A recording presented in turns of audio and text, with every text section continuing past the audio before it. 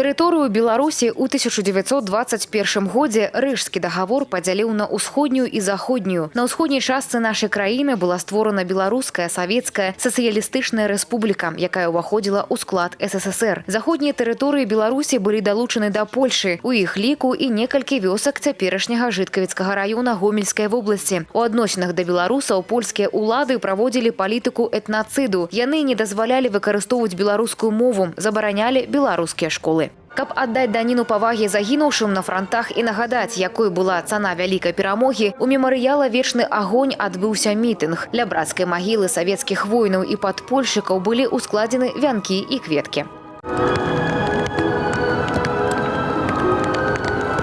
Працягнулася свята ў грамадска-культурным цэнтры. Перад пачаткам урачыстага сходу удзельнікі наведалі выставы, прымеркаваныя да Дня народнага адзінства, якія адлюстроўвалі тэматыку вызвалення заходняй Беларусі ў 1939 годзе і яе ўз'яднання з усходняй. Са святам жыхароў Гомельшчыны і ўсіх суайчыннікаў павіншаваў старшыня аблвыканкама Іван Крупко. Фінальным акордам урачыстасцяў стаў святочны канцэрт. Яскравыя касцюмы, маляўнічыя нумары – усё па беларускіх традыцыях. Важнае свята, якое вярнулася ў дзяржаўны каляндар Беларусі, аб'ядноўвае ўсіх грамадзян, якія ганарацца сваёй гісторыяй і вераць у будучыню сваёй краіны. Няхай Дзень народнага адзінства яшчэ больш умацуе нашы лепшыя традыцыі патрыятызму, узаемадапамогі і яднання.